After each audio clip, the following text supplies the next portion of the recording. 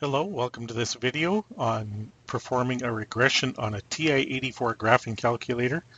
This is intended for students taking Applied 30S and Applied 40S mathematics in Manitoba.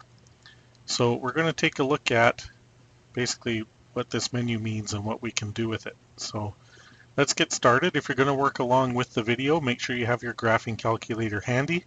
You can see I've reset the memory already and I'm all set to go. So performing a regression, this word regression sometimes can be confusing for people.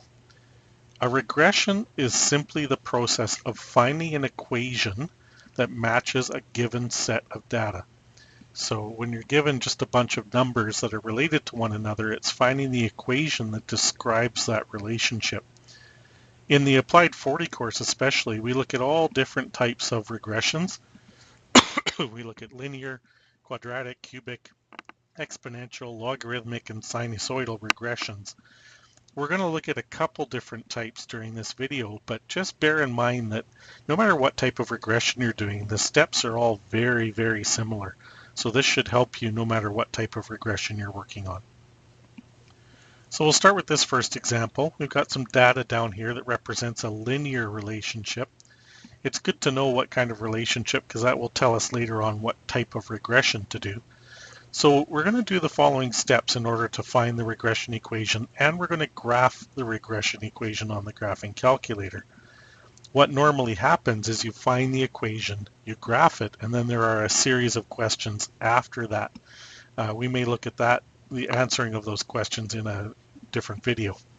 So first we have to enter the data into our graphing calculator. We do that by hitting the Stat button, and then under the Edit menu, just picking Edit. And you want to make sure to put your numbers into L1 and L2. That makes our step a little bit later easier. So when I'm looking at data, the first set of data that's presented to me, in this case the data on the left is my X value, and I'm going to put that into L1. My second set of data on the right hand side is my Y data. I'm going to put that into L2. So I'm going to work my way through here and enter in the data. Now I may cut my video. Oh, let's just see how this works. So I'm going to go 71, 84, 66. You can see I'm entering all the X values in first. I'm sure your teacher mentioned to you to be very careful during this process that you enter the numbers in correctly, because if you don't, you will not get the correct equation. Oh, there, I just about made a mistake. You won't get the correct equation coming out of the other side and none of the right answers. So take your time when entering data and make sure that you're putting the data in correctly and in the order that it's given in the table.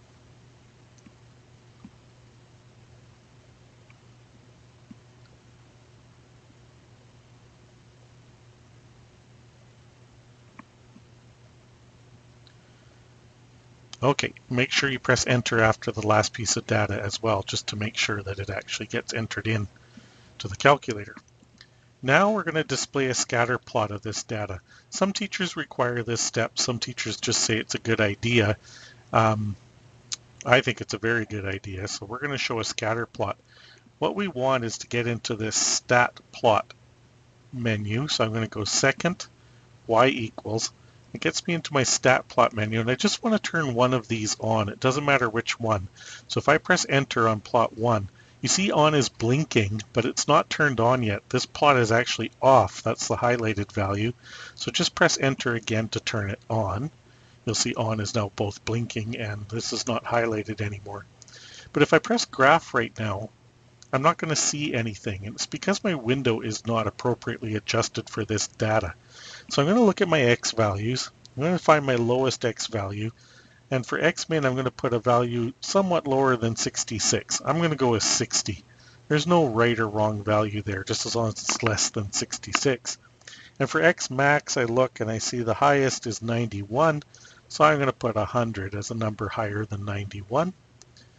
You can adjust X scale if you want. I typically don't. And then I'm going to do the same thing for Y min and Y max. Just remember, Y min is not necessarily the first value, it's the lowest value. So my lowest value in my Y list is 100, so I'm maybe going to put 90. That's a little lower than 100.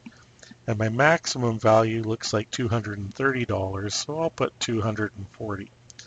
Now when I hit graph, I should be able to see one dot for each of these things. Now the argument is this is a linear relationship. It's kind of a weird one, but you can see it's definitely trending upwards. Okay, they told us it was linear, so we need to take their word for it. So we're going to now go and we're going to find the linear regression equation. We have entered the data, we've displayed the scatter plot with an appropriate window. Now we're going to find the equation, and this is where we're actually going to do the regression. Regressions are all found under Stat and then under the Calc menu under Stat. So you press the right arrow, and then you need to find the right type of regression. For us in Applied 4DS, linear regression is option 4. There is another one under option 8. Please don't use that one. Use the one under option 4. So go to linear regression, that's what linreg is short for, and press enter. And now it says, is your X list in L1? Yes, it is. Is your Y list in L2? Yes, it is. So we can skip those. For frequency lists, we don't have one. Don't worry about it. And then store reg EQ.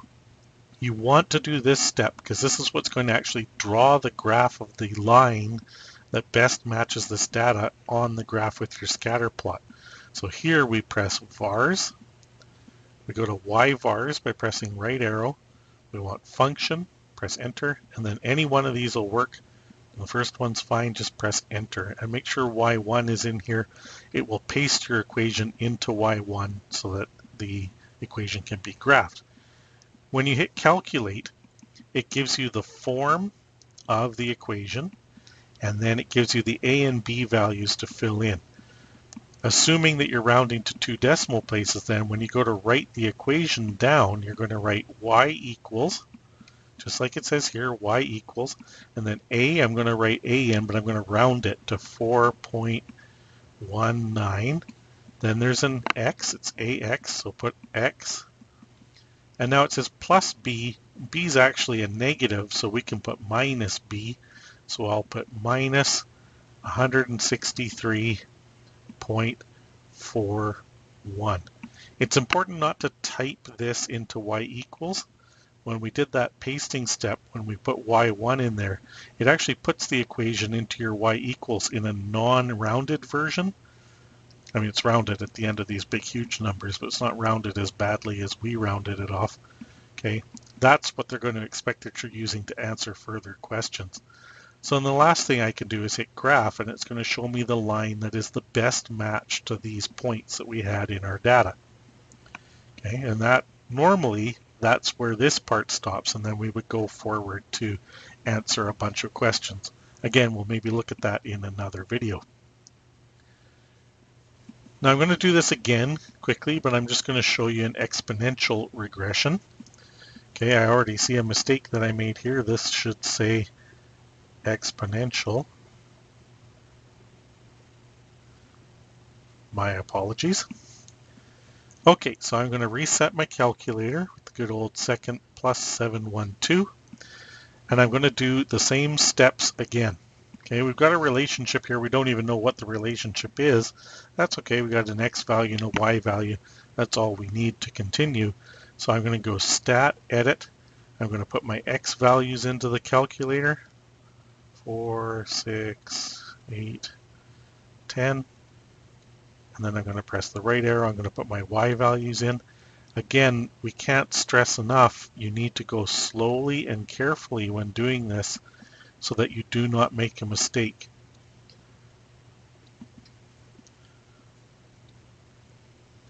If you make a mistake, all the work after this point is going to be incorrect, and there is no way that your teacher can see what it was that you typed in or where the mistake happened.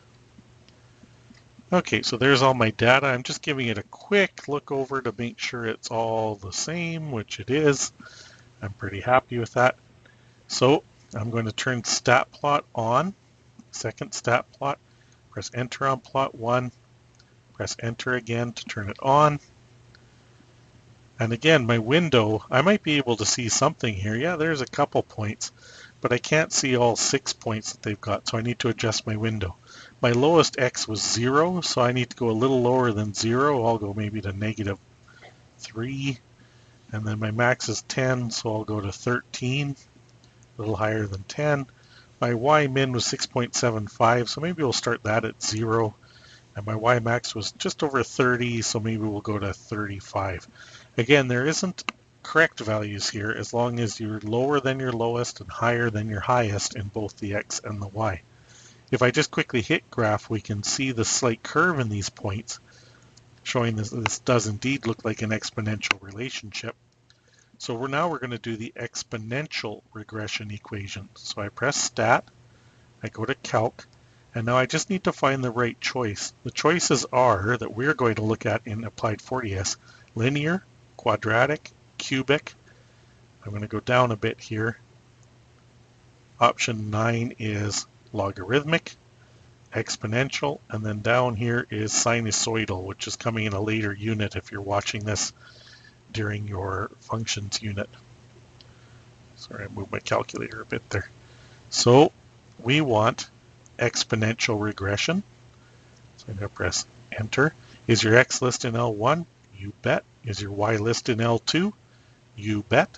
We don't have a frequency list, but on this store regQ line, this is very commonly forgotten. We want to go vars, right arrow over to yvars, function, press Enter, and Y1, Enter, and then go down to calculate. So what we're shown is the regression equation, and again we have to fill in the A and B values. So when I go to do that, I want to put Y equals, the same Y equals that's here, fill in your A value. This is a times, so we could show that with a bracket. Put your B value in, 1.16, and then that little hat means to the power of X. It just means put an X in the exponent there. So there's our equation, and then the last thing we could do if we wanted to is display the graph to show how closely the graph actually matches with our 6 data points. And again, you would go on at this point and answer some questions about that relation. Hope this helps you finding a regression on your calculator. Thanks for watching.